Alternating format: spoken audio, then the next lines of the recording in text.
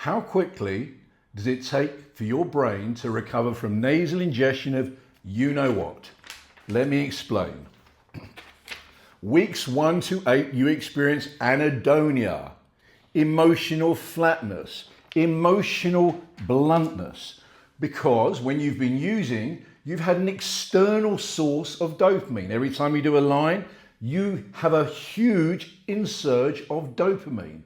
Dopamine sends that signal from one part of your brain, it's a neurotransmitter, to tell you something felt good and to go and repeat it. Now, once you stop using, you have a huge contrast. You've gone from hedonism, where you've produced all this dopamine, to now not having any dopamine. You're in a dopamine deficit. You're going to be in anhedonia, emotional bluntness. That's for 1 to 8 weeks. Months 2 to 4, control begins to come back. Prefrontal impulse control. Let me explain what this means. 2 to 4 months, focus come back. Now, when you've been using, it's been shrinking your prefrontal cortex.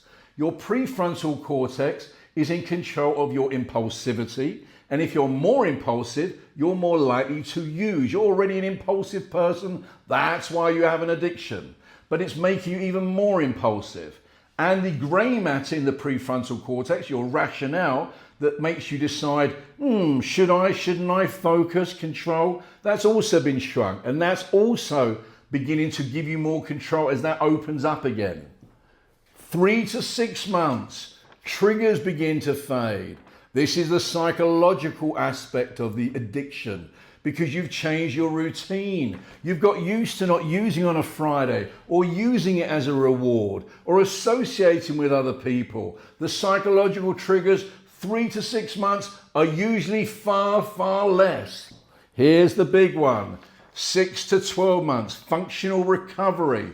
6 to 12 months, your dopamine recalibration should be back. You're now producing the dopamine that you normally produce prior to having an addiction. And it's the dopamine that you require because you've been in a dopamine deficit. What's that about?